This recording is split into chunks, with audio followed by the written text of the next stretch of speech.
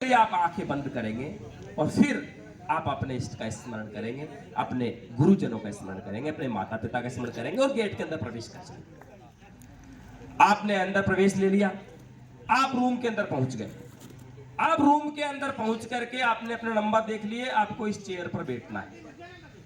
आपका फिक्स हो गया, आपका इस रूम में है, अब इस चेयर पर आप बैठेंगे। चेयर पर बैठने से पूर्व हाथ से उस आपकी जो टेबल है उसको आप प्रणाम करेंगे। हो सकता है आपको ये मजाक लग रही है, लेकिन ये मेरा अपना अनुभव है, जैसा मैं करता हूं। आप उस चेयर को हाथ से स्पर्श भी नहीं करें तो मन में आंखें बंद करके 1 सेकंड के लिए प्रणाम कर लें। ये प्रक्रिया है, ये प्रकृति है। आप समझिए इन चीजों को, इनके अंदर बहुत गहराई है। जिस जिस चीज का आप उपयोग करते हैं आप उसका धन्यवाद करिए।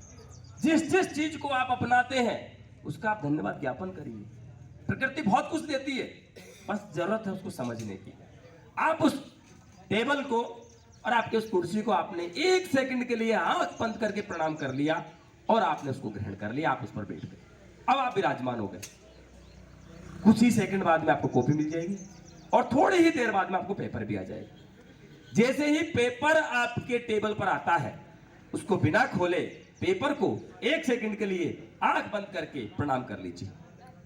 जैसे ही आपने पेपर को प्रणाम कर लिया, प्रणाम करने में दिखावे की आवश्यकता नहीं होती, ये मानसिक चीजें होती है। आप मन से प्रणाम कर लीजिए, आंख बंद करके आपने ध्यान कर लिया। मैं भी मंच पे चढ़ रहा था, आप लोगों ने पता नहीं गौर किया होगा नहीं किया होगा, लेकिन मेरा मंच पे चढ़ते टाइम एक हाथ हृदय पे था। ये हमेशा होता है, ये मुझे करना नहीं पड़ता, अपने आप पहुंच जाता है। मैंने प्रणाम किया मंच को और मैं मंच पे चढ़ गया। ये चीजें, ये प्रकृति का नियम होता है। अगर आप किसी चीज को स्वीकार कर रहे हो तो प्रकृति आपको बहुत कुछ देती है। इस चीज को आप अपने भाव में लेकर के आइए, अनुभूत कीजिए इन चीजों को। मैं भी बहुत बारीकी से इन चीजों को अनुभूत करता हूं, आप भी करिए। भविष्य में बहुत कुछ लाभ होगा, आप एक दूसरे को समझ पाएंगे और निश्चित रूप से आप बहुत आगे भी बढ़ पाएंगे।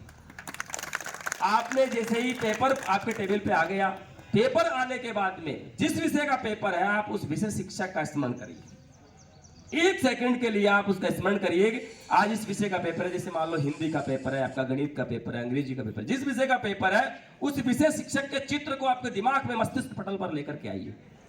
तो उन्होंने आपको साल भर पढ़ाया है, बहुत कुछ दिया है, क्योंकि गुरु ने आप लोग को ज्ञान तो दिया है, लेकिन अब वो फलीभूत भी तो हो।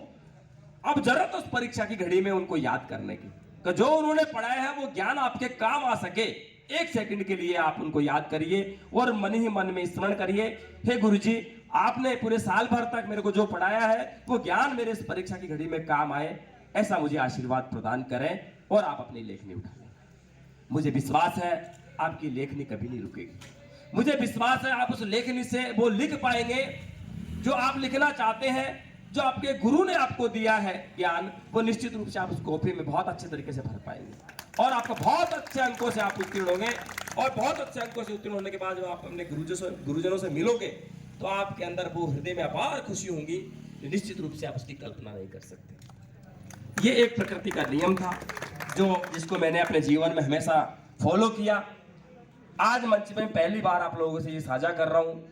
मुझे विश्वास है आप लोग भी इसका पालन करेंगे और परीक्षा में निश्चित रूप से अच्छे अंकों से उत्तीर्ण होकर के इस विद्यालय परिवार को गौरवान्वित करेंगे। आपके सभी शिक्षक बहुत मेहनत करते हैं, इसमें भी कोई संशय नहीं।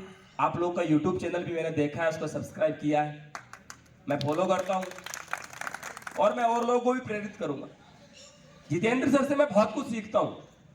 बहुत सारी ऐसी बातें होती है जो मेरे से बिल्कुल नहीं आती और मैं इनसे पूछता हूं और उसको अपनाता हूं। बातें छोटी हो चाहे बड़ी, हमारे जहन में ये चीज होनी चाहिए कि जो चीज सीखने की मिलती है, चाहे किसी भी कोने से मिले, चाहे किसी भी व्यक्ति से मिले, आपको सीख लेनी चाहिए। मैं आपके सर से बहुत कुछ सीखता हूं। सारी चीजें, कोई व्यक्ति परिपूर्ण नहीं होता है और परिपूर्ण हो भी नहीं सकता। बहुत सारे ऐसे क्षेत्र होते हैं जिनकी जानकारी हमें नहीं है। कोई नृत्य जानता है तो नृत्य अच्छे से कर लेता है, कोई बोलना जानता है तो अपनी बात को अच्छे से रख लेता है, कोई अच्छा लेखक होता है तो कोई अच्छा वक्ता होता है। हर व्यक्ति की अलग अलग प्रतिभाएं होती है, हर व्यक्ति अलग अलग क्षेत्र में अपना बहुत कुछ देता है। बस जरूरत है उसकी प्रतिभा को पहचानने की। आप लोगों के अंदर जो प्रतिभाएं हैं, आप लोगों के अंदर जो हुनर है, निश्चित रूप से आपके शिक्षकों ने पहचाना है और उस दिशा में आप लोगों को ज्ञान दिया है। अब जरूरत है उस ज्ञान का व्यवहारिकरण की, प्रायोगिकरण की। आप उसको समझें और जरूरत की जगह उसको अप्लाई करें, यूज करें। आपने यहाँ पर किताबी ज्ञान सीखा लेकिन आप उसको अपने घर में अप्लाई नहीं कर पा रहे हो, तो इस ज्ञान की उपयोगिता नहीं है। ज्ञान की उपयोगिता और सार्थकता इस बात से सिद्ध होती है कि आपने सीखे हुए ज्ञान को अपने घर में, अपने परिवार में, अपने समाज में कितना अप्लाई किया। अगर आप उसको कर पाते हैं, उसको आप यूज करते हैं, तो आपका जीवन बहुत सार्थक बन जाएगा, बहुत अच्छा जीवन बन जाएगा। जीवन को अच्छा बनाना हमारे हाथ में है। इसके लिए एक चीज ये भी होती है